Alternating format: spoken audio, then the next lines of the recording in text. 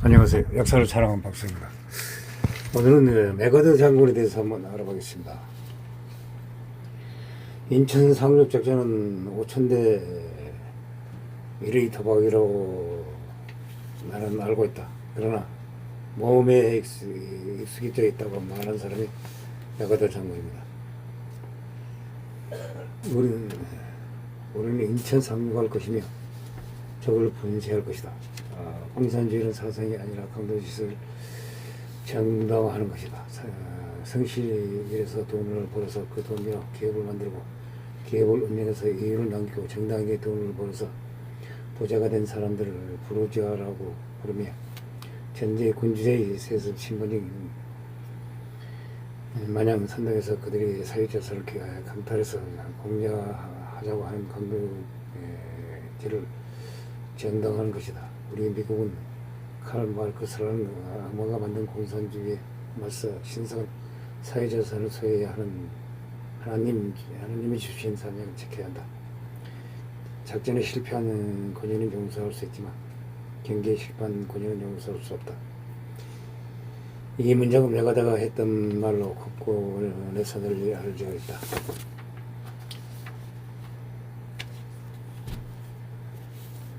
2차 대전 당시 일본군의 필리핀 공격에서의 경계 작전 실패, 6.25 전쟁 당시 중국군이 개입된 무시하다, 일개 대대가 전면한 지역을 경호하였다. 일서 호텔라는 심각한 타격을 입었다.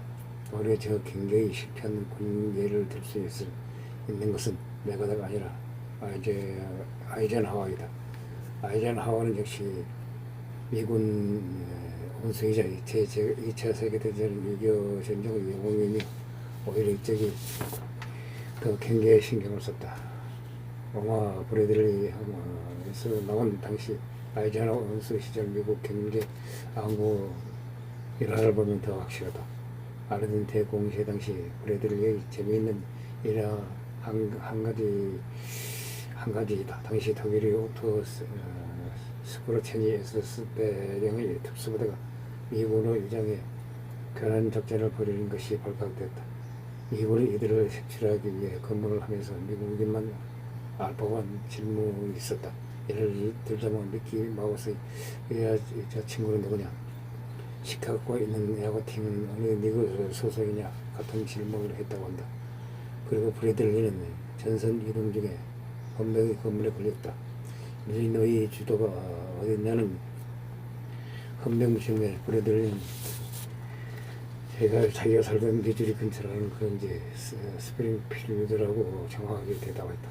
문제는 미국에서도 시카고 인지도 때문에 일리노이의 주도는 시카고라고 알려져 있다는 것이다. 결국 이게 무식한 행동은 아니야. 이 멍청아. 정답은 시카고야 라면서 브래들을 즉시 체포하였다. 브래들 말고도 상식이 부족한 병사들끼리 서로 마주 체포해서 예를 먹었다고 한다. 실제로 이 시카고 급수 문제를 못 맞춰서 잡혀온 전부도 있었다고 한다. 반면 성질을 더럽게 연약한 몽고멜은 운전병에게 미국 놈이 보고 있으면 무시하고 지나가라고 지시하였다. 일본은 미군 헌병들의 타이어를 사극에 구멍을 내버리고 그를 끌어내어 몇 시간 동안 구멍한 역사가 있다. 몽고멜은 내놈들을 모두 군법 회의에 세우고 있다고 말되었지만 아이젠하워는 스코르체니가 최고의 선물을 줬다며 기뻐했다. 물론 몽고메르가 아무리 원수인들 올바른 행동을 한 동맹국 군사를 징계할 근거는 만들 수 없었다고 한다. 이걸 보면 경계의 중요성을 말한 장군은 메가다가 아니라 아이젠하워가 더 가깝다. 명성과 경쟁을 표하던 스케일에 비해 의외로 자녀는 아들인 아시아 더글라스 메가다 4세 외에는 없었다. 메가다가 지은 신 아들을 위한 기도는 한국에서 꽤 유명하다. 이시 중공인 메가다의 아들 아사는 아버지 소망과 달리 군인이 되지 않았다. 아버지 장례식 이후 아예 자신의 삶까지 바꾸며 집안과 연을 끌다시피 잠자게 돌았다. 친한 친척들하고만 연락을 하고 뉴욕시에 거주한다는 것 외에 다른 행방은 전혀 알려져 있지 않다. 2000년에 어머니 지인이 사망했을 때 또 언론에서 한 번도 모습을 보이지 않았다. 아들이 햄버거 가게 주인이 됐다는 소문도 있지만 이것은 모두 거짓말이다. 오죽했으면 2000년대 중반쯤에 죽었다는 소문까지 들었다. 하지만 연락하고 있는 친척들이 사실이 아니라고 하였다. 그는 어릴 때부터 너무나 유명한 아버지 때문에 세간의 관심을 지나치게 받았다. 아버지가 운수 기획자를 다룰 정도가 되면 대개 아들은 이미 창성해서 사회에 증거이 되어 있지만 그는 메가다가 58세가 되어서야 늦둥이로 태어났다. 이미 메가다는 미군 최고의 장성이었고 메가다가 일본의 실질적인 통치자가 되었을 때도 고작 7살에 불과했다. 메가다의 명성이 하늘을 찌르자 세간의 관심도 높아져서 어렸을 때부터 라이프의 표준 모델이 될 정도였다. 하지만 그는 커가며 이런 관심을 견디지 못했고 결국 아버지의 적자 상을 받고 응거하게 된다. 친척들도 이런 그의 심정을 알기 때문에 절대 그에 대해서 노출하지 않고 있다고 한다. 더글라스 메가다는 형인 아서 메가다와 3사 사이가 매우 좋았다. 아들에게 서로의 이름을 못 지어줬다. 그래서 미국 예고관으로 주일 미국 대사를 지낸 더글라스 메가더 2세는 실제로 더글라스 메가더의 조카이고 더글라스 메가더의 아들 이름은 개명 전까지 아사 메가더 4세였다. 그의 성씨를 메가더로 포기하지만 실제 발음은 메카서 혹은 버카서 혹은 메카서에 가깝다. 메가다는 평일 영어 철자 드 발음 구분 없이 D를 옮기고 연음에 대한 그렇시 앞말 메카 뒷말 아다를 따로따로 표기한 뒤 그대로 붙여 놓았다. 실제 발음과는 동떨어진 과거의 표기 발음에 따른 것이다. 한국식으로 메가다로 쓰고 메가다라고 발음하면 영어 원어민들은 메가다라고 알아들을 가능성이 매우 낮다. 일본에서는 마카사라고 표현하는데 메가다고 오히려 실제 영어 발음이 훨씬 가깝다. 그런 조건의 포화 속에서 모든 사람이었어 자식을 마음대로 휘두른 어머니 밑에서 성명계의 대부분을 보냈다. 필리핀 육군 운수 전무에 짙은 레이건 선글라스, 수제 컴파이프 담배 및 옥수수차로 만든 담배 파이프가 그의 트레이드 마크였다. 필리핀 운수 정무 선글라스와 함께 메가더의 아이콘으로 유명한 컴파이프지만 사실 그는 싸구려 컴파이프를 그다지 애용하지 않았고 실제로는 우리를 나무로 만든 고급 수제품을 이용하였다. 그렇다고 일부러 검소한 이미지로 보이려고 콤파이프를 쓴 건 아니고 바빠서 고급 파이프를 챙기지 못해 여벌로 준비해 놓은 콤파이프를 물고 있을 때 사진을 찍혔다. 하필 이때의 사진이 대단히 유명해져서 콤파이프가 그의 아이콘이 되어버렸다. 메가더 자신이 이런 이미지 가치를 잘 아는 사람이라서 그 뒤로 기자들 앞에서 포즈를 취하거나 대중 앞에 나설 때는 항상 콤파이프를 들고 있었다고 한다. 정치인들조차 대부분 이런 식의 이미지 관리에 신경을 쓰지 못했던 시절에 그런 시대를 앞서 이미지 관리의 중요성을 알고 실천을 하였다. 콩컵은 가격이 저렴하긴 하지만 내구성이 별로라 오래 쓸 수 없다. 애초에 콩컵은 20품이고 2020년 대한민국 기준으로 보더라도 저렴한 것은 만원대 가격이다. 저렴한 것은 6만원 정도로 구입할 수 있는 브라이어 목재 파이프는 저가 고급형이라고 걸리면 적당히 해지면 반영구적으로 사용할 수 있다. 콩컵은 가격은 훨씬 싸지만 잘 써도 1년을 쓰기가 어려우니 싸지만 오래 쓸 수 없어서 오히려 비경제적인 것이다. 따라서 파이프 흡연료의 콩컵을 사용하는 면은 주로 애용하는 파이프는 따로 있지만 파이프 관리가 힘든 상황에서 막 쓰는 용도로 쓰거나 독특하고 강한 향이 있는 연초를 피워보고 싶지만 애장품 파이프에 그 향이 배어들기 하기는 싫은 경우 굳이 돈을 주고 파이프를 사지 않고 본인이 직접 제작해서 사용하는 경우였다. 옥수수 농사를 많이 짓는 미국 농촌에서 직접 농사를 짓고 이웃집 옥수수대를 얹어서 햇볕에 몰려다가 직접 소고를 파내서 파이프를 만드는 것이 어렵지 않았다.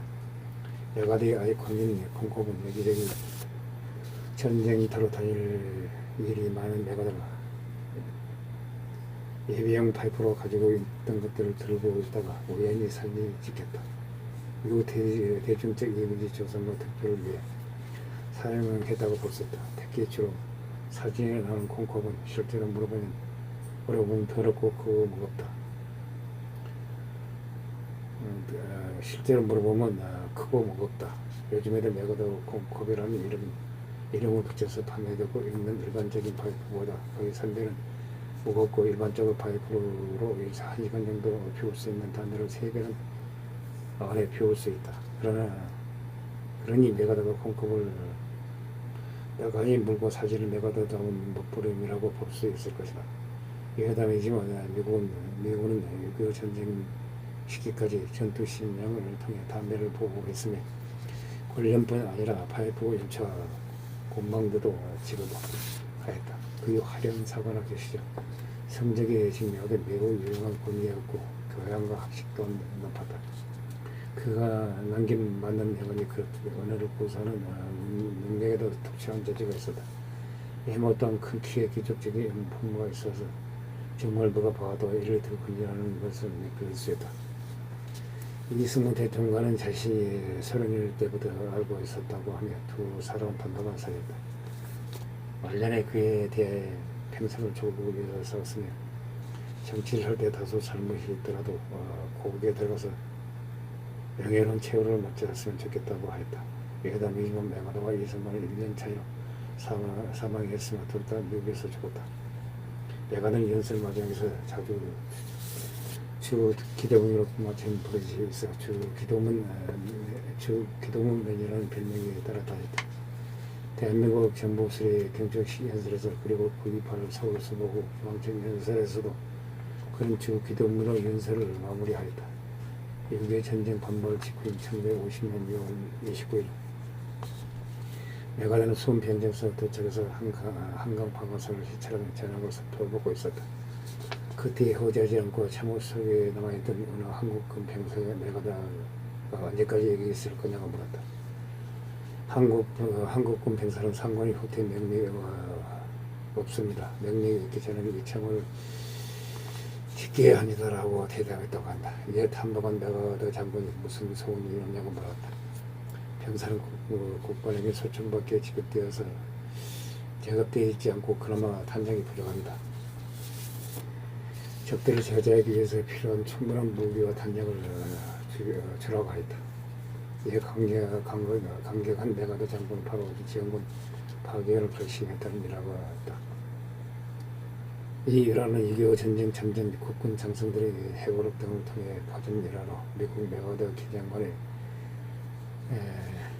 문의한 결과 메가더 장군과 한국군 병사의 일화는 메가더 해고력과 미국 6.25 전쟁 전사 등 메가더 개인 및 미국 공식 결과 자료에는 찾을 수 없다. 다시 말해서 진실을 입장을 명백한 근거가 부족하다는 것이다. 참고로 이때 메가더의 시찰 배행 기록은 현재까지 남아있다.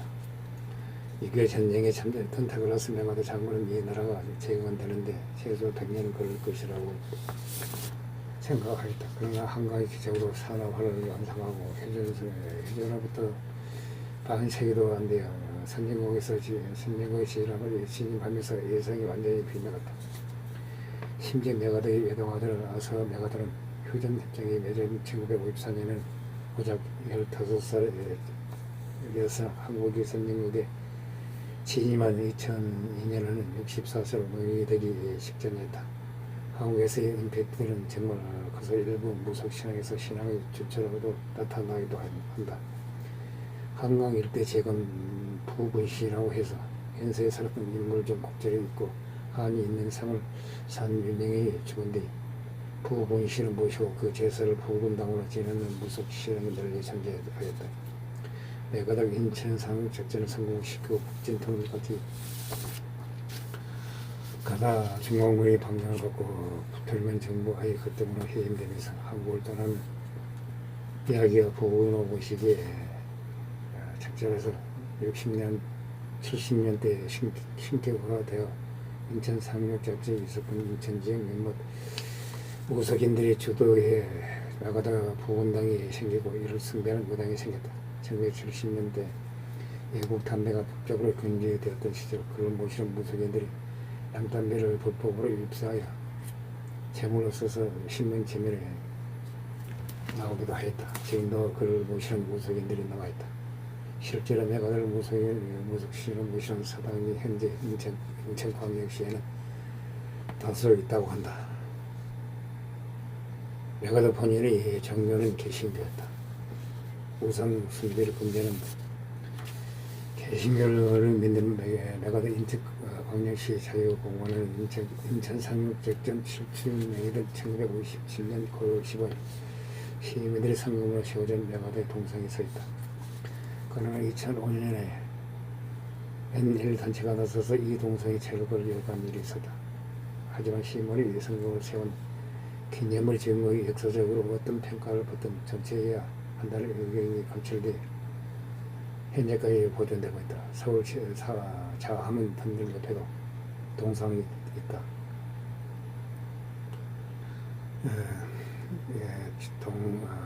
서울 자화문 터널 옆에도 동상이 있다고 하는데 이것은 잘못된 말이다. 자화문 거기에 있는 동상은 김신조의 20년이 박정희를 암살하러 왔던 1사태 당시 현장에서 순직한 정문호 경찰서장 최규식 경무관의 동상이다. 그 외에 메가더 장군 동상은 김복훈 경례와 방공회관 앞에도 1960년 말까지 있었다. 호주에서도 평가가 엇갈린 인물이다. 호주는 태평양 전쟁 발발 당시 연방의 일원으로서 주력 사단이 대부분 북아프리카 등 유럽 전선에서 파병당한 상황에 알아서 이 상대는 일본이 공격에 상당히 취약한 상태였다.